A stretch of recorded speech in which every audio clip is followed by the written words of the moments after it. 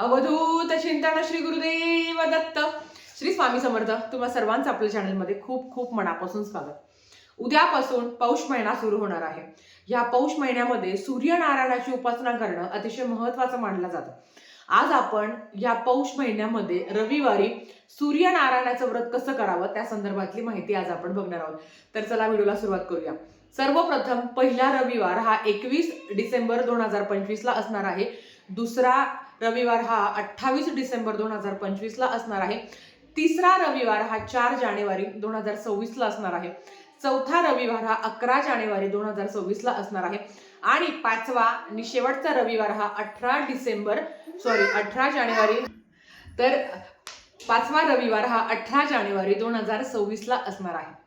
तर आपल्याला ह्या रविवारच्या निमित्ताने आदित्य रानूबाई व्रत किंवा सूर्यनारायण व्रत अगदी घरच्या घरी साध्या पद्धतीने कसे करावं त्या संदर्भातली माहिती बघणार आहोत. बघा, काही कारणांमुळे मी तुम्हाला कृती करून दाखवत नाही, पण होय, तुम्ही दर रविवारी सूर्यनारायणाची उपासना करावी. आणि खरं तर पौष महिना हा सूर्यनारायणाच्या उपासनेसाठी अतिशय महत्त्वाचा मानला गेला आहे. आणि ह्याचंच अवचित्त साधून ज्यांच्या पत्रिकेतला सूर्य जर कमजोर असेल किंबहुना आपल्याला आपल्या सूर्य मजबूत करायचा असेल तर पौष महिना हा अतिशय महत्त्वाचा मानला गेला आहे. आणि नोकरी संदर्भात जर अडचणी असेल तर नक्कीच या पौष महिन्यामध्ये अगदी जेवढे तुमचे रविवार जातील तेवढं तुम्हाला म्हणजे या रविवारचं व्रत तुम्हाला करायचं आहे. सर्वप्रथम सकाळी लवकर ह्या व्रताचे काही नियम आहे. सगळ्यात आधी तर सकाळी लवकर उठायचं, ब्रह्मचर्याचं पालन करायचं असतं आपल्याला दिवसभर.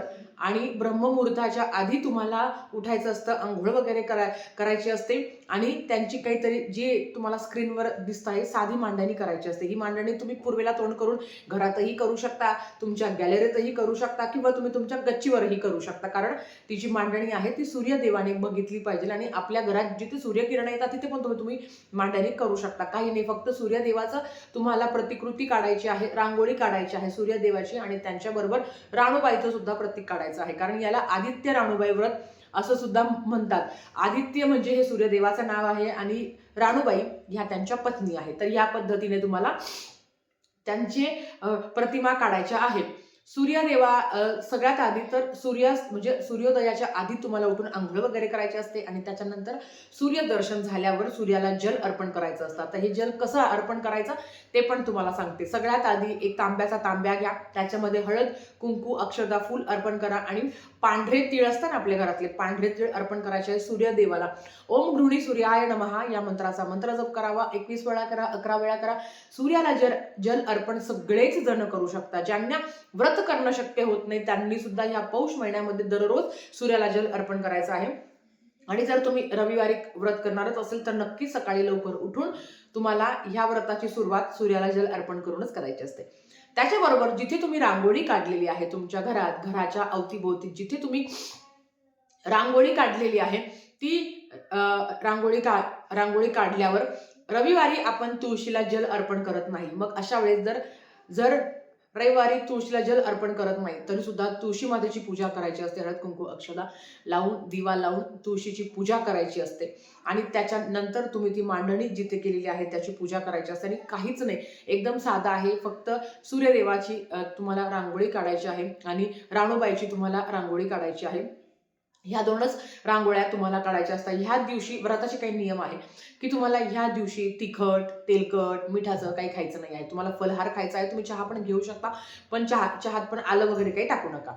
तुम्ही फलहार करून दिवसभर तुम्ही फलहार घेऊ शकता. आणि हो, सूर्यास्ताच्या आधी तुम्हाला उपवास सोडायचा असतो. सूर्यास्तानंतर काही खायचं नाही. मग तुम्ही उपवासाला वरण, भात, भाजी, चपाती जी तुमच्या घरात खिचडी वगैरे बनवली जाते ते तुम्ही खाऊ शकता. पण दिवसभर तुम्हाला तिखट वगैरे खायचं नाही, याची काळजी तुम्हाला घ्यायची आहे.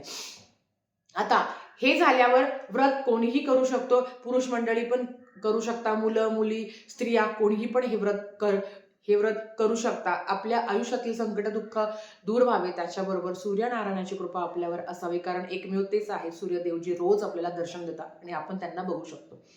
म्हणून त्यांची उपासना केल्याने कुंडलिकेतला सूर्य जर बलवान असला तर आपल्या आयुष्यातील अडचणी, त्याच्यामध्ये सगळ्यात महत्त्वाचे की नोकरी समस्या जर असेल किंवा प्रमोशन व्हावं, बढती व्हावी, त्याच्यासाठी सुद्धा तुम्ही हे सूर्यनारायणाचं व्रत करू शकता. नक्कीच तुम्हाला चांगला अनुभव येईल. आता ज्या पद्धतीने आपण सुगड पूजा करत असतो, सूर्यनारायणाला पण नैवेद्य पौष महिन्यामध्ये तीळ आणि गुळ याचं खूप महत्त्व आहे. प्रत्येक रविवारी तुम्ही तीळ आणि गुळ याचं नैवेद्य सूर्यनारायणाला अर्पण करावा. नंतर तो तुम्ही सगळ्यांनी प्रसाद म्हणून खाऊ शकता. सॉरी ताई, मांडणी केली तर चालेल का किंवा नाही केली तर चालते का, असं म्हणता की ह्या पौष महिन्यामध्ये रविवारी सूर्यदेवालाही त्यांची कहाणी ऐकवायची असते आणि मेन म्हणजे मांडणी पण करायची असते, कारण ते सूर्यदेव सगळं बघत असतात. आणि मांडणीला खूप काही खर्च नाही आहे, रांगोळी आहे आणि लाल वस्त्र तुम्हाला लागणार आहे, त्याच्यावरच ती तुम्हाला रांगोळी काढायची आहे. आपल्या घरात जेवढी जागा आहे, जिथे ऊन येतं तिथे तुम्ही ही रांगोळी काढू शकता, हरकत नाही.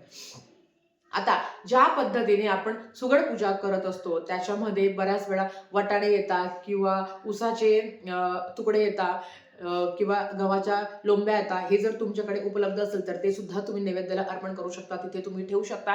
नाही तर फक्त तांदूळ आणि वांग, जे भरताचं वांग असतं याला खूप महत्व आहे, तांदूळ, डाळ आणि वांग हे सुद्धा तुम्ही तिथे नैवेद्याला भरपूर असं वाटीभर तांदूळ वाटीभर डाळ तुम्ही तिथे ठेवू शकता, नैवेद्याला अर्पण करू शकता आणि तेच तुम्ही दान करू शकता. कारण रविवारी दानाला महत्व आहे, सूर्य उपासनेमध्ये दानाला महत्व आहे. मग तुमच्याकडनं अन्नदान तुमच्याकडनं होत आहे. मग यथाशक्ती आपण दर रविवारी जे सूर्यनारायणाला जे आपण तांदूळ आणि डाळ अर्पण केलेली आहे ती तुम्ही यथाशक्ती नंतर ज्यांना गरज आहे गरजूंना ते तुम्ही दान करू शकता. ह्या पद्धतीने दर रविवारी आदित्य रानुबाई व्रत करायचं असतं. ताई, याची मांडणी मी तुम्हाला ज्या पद्धतीने सांगितली तसं करायचं आहे, ब्रह्मचर्याचं पालन करायचं आहे, घरात कोणी मांसाहार करणार नाही याची काळजी घ्यायची आहे. कारण तुम्ही व्रत करणार आणि रविवार म्हटलं तर मांसाहार होतं, मग अशा वेळेस त्या व्रताला काहीच अर्थ नाही आहे. म्हणून काही नियम आहे जे तुम्हाला पालन करायचं आहे. त्याच्याच बरोबर ह्या दिवशी ब्रह्मचर्याचं पालन करायचं, कठोर शब्द बोलणार नाही याची काळजी घ्यावी आणि सूर्यास्ताच्या आत तुम्हाला जेवण करायचंय. बाकी खूप असे नियम नाही आहे. ह्या व्रताचं उद्यापन कसं करावं, आता समजा कोणाचा तिसरा रविवार गेला किंवा चौथा गेला, पाचवा गेला तर याचं उद्यापन वगैरे करायची गरज नाही. आणि पौष महिन्याच्या व्रताचं उद्यापन पौष महिन्यातच करायचं असतं. उद्यापन म्हणजे त्याच पद्धतीने मांडणी करायची, अन्नदान करायचं. आता समजा 18 तारखेला मला मासिक धर्म आला, जेव्हा पौष महिन्याचा शेवटचा रविवार येतो, मला जर मासिक धर्म आला तर मग अशा वेळेस मी ते व्रताचं उद्यापनही होणार नाही, कारण नंतर ते व्रताचं उद्यापन केलं जात नाही. आणि उद्यापन म्हणजे तसंच आहे, मांडणी करायची आणि दान धर्म करायचं. याच पद्धतीने तुम्हाला हे व्रत करायचं आहे. दर रविवारी आदित्य रानुबाईची कहाणी ऐकायची असते आणि सांगायची सुद्धा असते. जेव्हा तुम्ही ही कहाणी कुणाला तरी सांगाल तर नक्कीच तुम्हालाही त्याची फलप्राप्ती होणार आहे आणि जो ऐकतो त्याला सुद्धा त्याची फलप्राप्ती होते. तर आजच्यासाठी फक्त इतकं झालेली सेवा स्वामींच्या चरणी मी रुजू करते आणि आजचा व्हिडिओ इथे थांबवते. आवडला असेल तर लाईक, शेअर, सबस्क्राईब करा. व्हिडिओ परत अशाच एका नवीन व्हिडिओसोबत. तोपर्यंत श्री स्वामी समर्थ.